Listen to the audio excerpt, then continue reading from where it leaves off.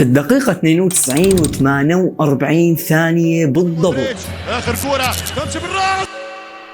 أثناء ما دكة أتلتيكو مدريد بدأت بالاحتفال بلقب دوري أبطال أوروبا الأول في تاريخ النادي. الوقت الأصلي لمباراة النهائي انتهى بالفعل، وانتهى معه حلم العاشرة المستعصية منذ 12 عام. ولكن الهجمة الأخيرة، دفاع أتلتيكو اللي صار له صامد 92 دقيقة من باب تأمين اللعبة والمحافظة على النتيجة، حط الكرة ركنية. مودريتش بياخذ الكرة وكأنها الأمل الأخير. صوت نبضاتك يا مودريتش لولا ضجيج احتفالات جماهير الأتلتي أنا براهن إنه رح اسمعها وبوضوح. مودريتش وبالمحاولة الأخيرة بيرفع الكرة وبيخرج من العدم رأس، أصبح الرأس الأغلى في تاريخ النادي، وهنا يتوقف الزمن.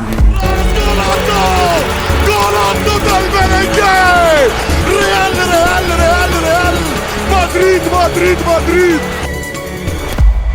اليوم يا عزيزي المشاهد مالي جاي احكي لك عن هي اللقطة، لاني متأكد صار لك شايفها 10 مرات 20 مرة ويمكن اكثر. اليوم جاي احكي لك عن لقطات وكواليس العاشرة. هي مو رحلة العاشرة فقط، هي رحلة ولد فيها شيء اسمه شخصية البطل. هي الشخصية اللي ربحت فيها يا الميرينجي 11 وال12 وصولا لل15. رح احكي لك شغلات ما بتعرفها خلف الرئيسية الاغلى في تاريخ نادي ريال مدريد، الميرينجي العريق الملكي ملك العاصمة. كل هذه المسميات تشير إلى الأبيض.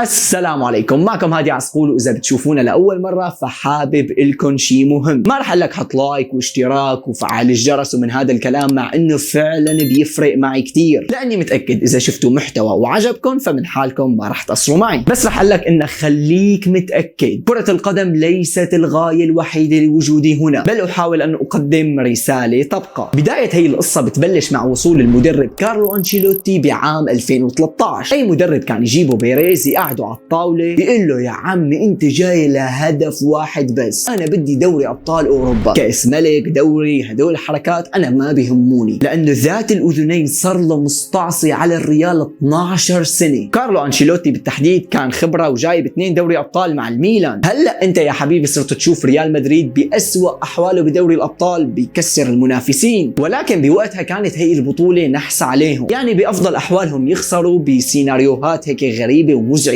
يعني مثل اللي عم بيصير مع برشلونة بالفترة الحالية. بيريز كان عم بيحضر لهي البطولة من سنين وجايب مشانها لاعبين سوبر مثل بيل، مودريتش، إيسكو، ومن 2009 الزلمة متأمل وعم بيجيب لاعبين سوبر ستارز. منبلش بدوري المجموعات والريال كان بمجموعة سهلة نوعا ما مع غلاطة سراي، كوبنهاجن واليوفي. أول مباراة فايت فيها الريال يا ستار 6-1 بهاتريك من رونالدو، والميرينجي فعلا بيتأهل من المجموعات بأداء أكثر من رائع بدون ولا خسارة، وبتعادل واحد مع اليوفي 2-2. كملوا الشباب على نفس الرتم ويمكن أحسن بدوري 16 القرعة مع نادي شالكة الألماني. بيفوز الميرينجي 6-1 بمباراة الذهاب، وبالإياب فاز 3-1 ليصير المجموع 9-2، وبيطلع من دوري 16 والأمور سهلة. دوري الربع نهائي مع مين؟ مع دورتموند، بس وقتها دورتموند ما كان مثل دورتموند هلا، كان دورتموند يورجن كلوب والليفا اللي جلد المدريدية برباعية قبلها بسنة واخرجهم من البطولة. ولكن يا حبيبي هي المرة الوضع مختلف، عندك كارلو أنشيلوتي خبرة في تحقيق هي البطولة، عندك مودريتش أساسي لا غنى عنه، عندك إيسكو بالفورمة المهارية العالية. وفعلا بمباراة الذهاب 3-0 للريال مدريد، يعني دبحون من الوريد للوريد. وبالإياب يا شباب بينزلوا الميرينجي بيتمشوا وشلون ما كان يعني بيربحوا اللعبة، ولكن لا والله كان عكس ذلك. ماركوس رويس هدفين بالشوط الأول لتصير النتيجة 3-2، ومن قرب نشم ريحة ريمونتادا، ولكن عرف الميرينجي كيف يقفل اللعبة وخلص النتيجة على 3-2 وتأهل لدوري نصف النهائي اللي بيقابل فيه مين؟ الألماني الثالث، ولكن هذا الألماني مختلف.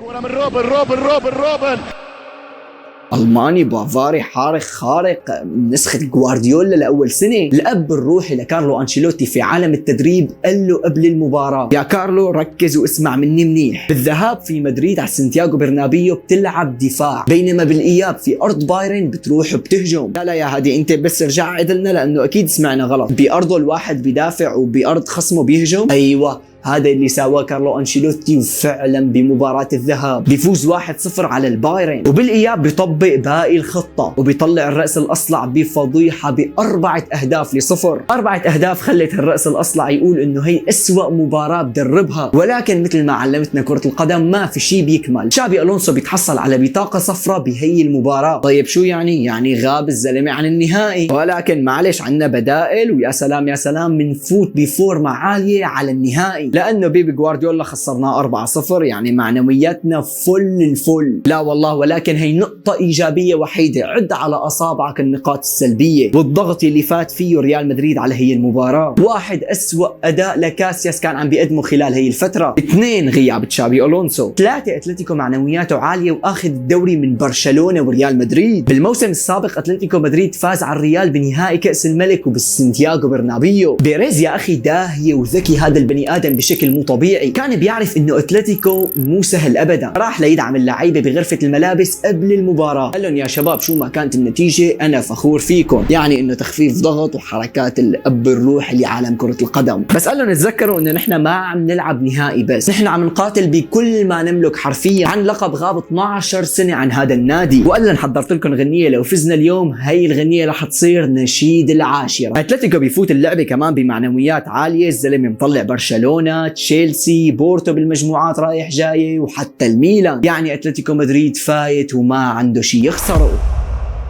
فونشال يريد قيادة الريال للتاريخ للعاشرة.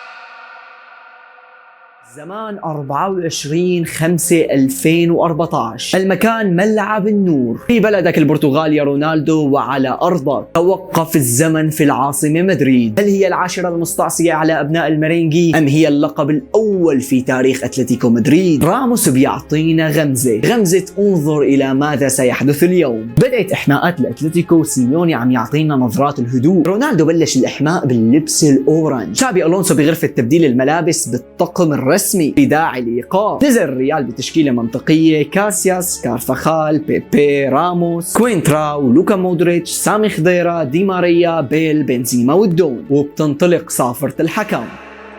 فونشال يريد قيادة الريال للتاريخ للعاشرة. الدقيقة الرابعة رونالدو بيطالب بضربة جزاء، ولكن يا رونالدو هذا احتكاك عادي. بعدها بدقيقة بنزيما بيحط كرة بالكعب لبيل، ولكن بتطول عليه وبتصل لكورتوا اللي كان بوقتها هو حارس أتلتيكو. دقيقة 9 فقط خروج دييغو كوستا اللي أصلا كان مشارك وهو مصاب. قتال وروح عالية في الملعب، ومباراة ثانية على الخط بين مدرب متعطش لبطولة أولى ورجل جاء من ميلان من أجل هذه 90 دقيقة. مودريتش بيعمل عرضية بنصف تسديدة ولكن سهلة على كورتوا الطويل. بعدها بدقيقتين كرة عرضية ومنشوف تشتيت غريب من راموس. بيقول لك الشوالي معذب البايرن كان أن يعذب الأنصار، بقصده بالهدفين اللي سجلهم راموس على البايرن بنصف النهائي. دي ماريا بيشد بكرة مرتدة ولكن عرقلة متعمدة من الخلف، ونشوف معركة بين قطبين مدريد. الدقيقة 31 مراوغة وتوغل من بيل، مو بس الشوالي اللي شافها جول بل الكل شافها جول يا بيل. الدقيقة 36 كرة ركنية تشتت وبطريقة غريبة تنزل على راس جودين، كرة عادية لا صريحة قدام الهدف ولا اللاعب موجه جسمه صح، وحتى اللاعبين مضايقينه وقافلين عليه، ولكن فجأة بنشوف تصرف غريب من كاسياس اللي بيترك المرمى وبيطلع. المرمى يا كاسياس اللي صار له 12 سنة عم يهتز بهي البطولة، تتركه بهي الطريقة وتطلع وانت اللي قاتلت مشان هي 90 دقيقة طوال هذا الموسم. 1-0 لأتلتيكو مدريد. عملوها بالرؤوس، ضربوهم بالرؤوس، قاتلوهم بالرؤوس، ويتقدمون في أواخر الشوط الأول.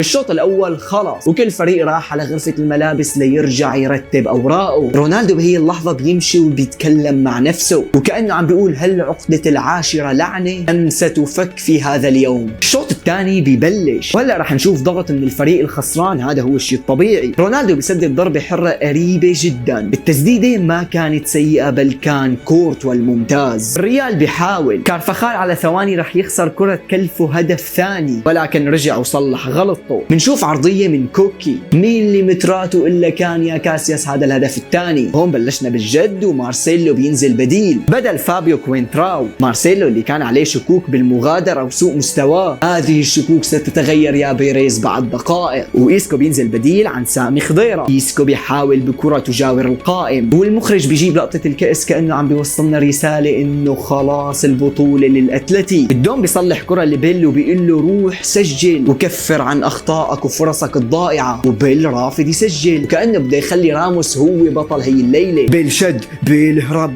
وخلاص هي المرة رح يسكتنا ويسجل ويعوض. يا أخي هذا مستحيل يكون لاعب بريال مدريد، ماذا دهاك يا بيل. وألونسو عم يتحسر ولكن ما عم يقدر يساوي شيء. 5 دقائق على النهاية، كرة عرضية من دي ماريا، رونالدو بيصلحها للقادم مارسيلو، ولكن تدخل رهيب من مدافع الأتلتي. يا أخي تدخل ولا كأنه عم شوفه بأبطال الكرة. يا عزيزي يا عزيزي، هلأ وصلنا للدقيقة 92 و48 ثانية بالضبط. ركنية للريال، هذه روح الريال، هذا أداء أثناء ما دكة أتلتيكو بدأت بالاحتفال، هي الابتسامة اللي ناتجة عن لقب ما حققناه بتاريخ الأتلتي. خلاص أنشيلوتي بلش يفكر إنه هي البطولة مستعصية على الميرينجي، هي بطولة حلت عليها لعنة، ولكن عرضية من مودريتش وهنا توقف الزمن.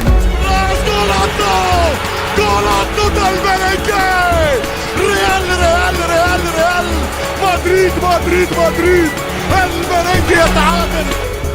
خلاص العاشرة أصبحت في مدريد، ولكن هذه المرة في مدريد البيضاء. هذا صحيح ما كان هدف الفوز وكان هدف التعادل، بس والله هذا أهم من هدف الفوز. أنت بتخيل بعد ما تكون فايز 90 دقيقة وعلى مين؟ على ريال مدريد الغريم الأزلي وجارك بالعاصمة، وتتعادل بهيك سيناريو، فخلاص انسى يا أتلتيكو. سيميوني كان أكثر إنسان بيعرف شو ممكن يصير بنفسية لاعبينه بعد هيك نوعية من الأهداف. حاول يخفي هذا الشيء، ولكن ملامحك يا سيميوني تتكلم، وجوه دكتك تتكلم، وجوه لاعبينك على أرض الميدان اللي مالها وجوه لاعبين كرة قدم، هي وجوه بشر أحل بهم زلزال دمرهم. زلزال ما بينقاس بمقياس ريختر، لأنه جاء من جبال راموس ومطرقة راموس التي لا ترحم. بيريز بيقوم بيصرخ وبيعيط ولا كأنه مراهق عمره 18 سنة. كاسياس بدأ بالبكاء وبيقبل راموس وبيقول له لقد ولدتك أمك يا راموس من أجل هذه اللحظة.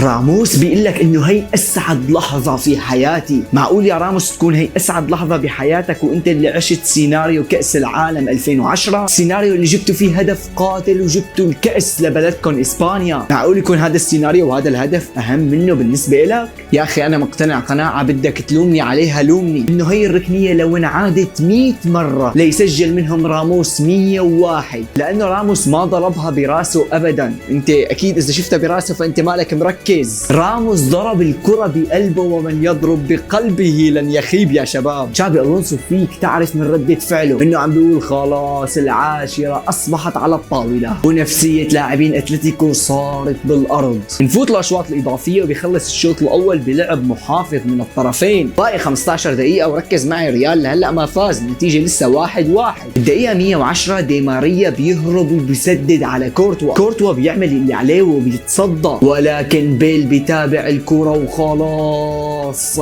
هلأ صرت تسجل يا بيل، وكأنك متفق مع راموس من أجل هذا السكريبت ومن أجل صناعة هذه اللقطة. ويسألونني لماذا أعشق هذه المستديرة. أنشيلوتي فتح علبة هالعلكة وبلش ياكل منها، وخلص عرف إنه اللقب اللي قدامه وعم يتطلع عليه رح يكون ملكه ويقدر يلمسه. مارسيلو بيتوغل من بين دفاعات الأتلتيكي وبيسدد كرة ما لمسكن إلا الشباك. بهي اللحظة بالتحديد خلص عرف سيميوني إنه هلأ لازم يفكر بشيء أهم. صار يفكر بكيف بدي يخفف صدمة خسارة نهائي دوري أبطال أوروبا عن لاعبيني، النهائي اللي كنت ربحانه 92 دقيقة. الدقيقة الأخيرة وخلاص الميرينجي بيتحصل على ضربة جزاء، فعلا رونالدو بيروح وبيسجلها وبيحتفل باحتفاله الأسطوري. ومن هنا جاءت العاشرة. يا أخي مو معقول نكون جيش كبير على اليوتيوب، بدك ملعبين من ملعب الكامب نو لنسع فيه، وبإذن الله قريبا 10 ملاعب من الكامب نو لم تسعنا يا أصدقائي. وعلى المنصات الثانية مالنا لا حول ولا قوة. اللي بده يروح معي على الكامب نو يشترك هلا. ومثل ما عودتكم بنهاية كل حلقة من مكان جديد وملعب جديد، أنا معكم هادي عسقول من أمام ملعبي كامب نو برشلونة.